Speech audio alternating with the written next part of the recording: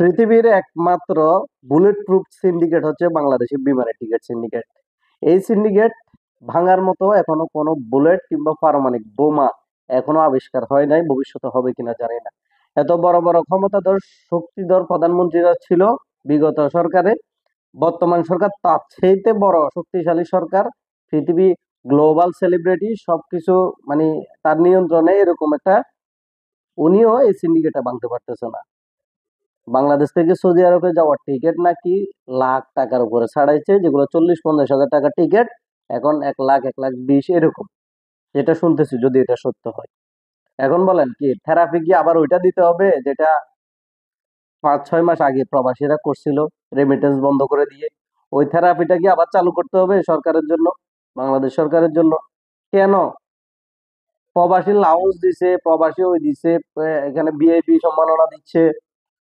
15 টাকার কফি খাওয়ার জন্য প্রবাসীরা বসে নাই।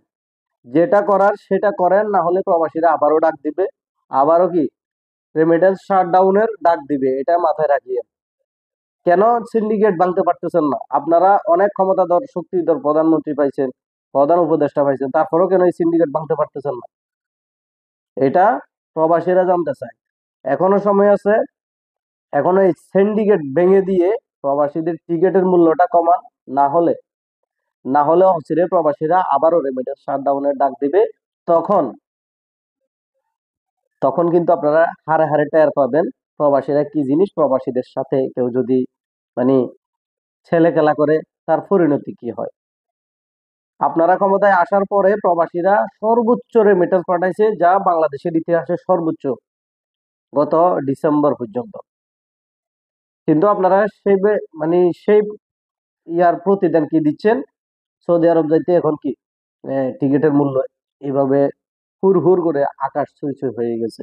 এটা কিভাবে সম্ভব? অনেকে বলবে আমরা দুবাই প্রবাসী, সৌদি আরবের জন্য কেন কথা বলতেছি?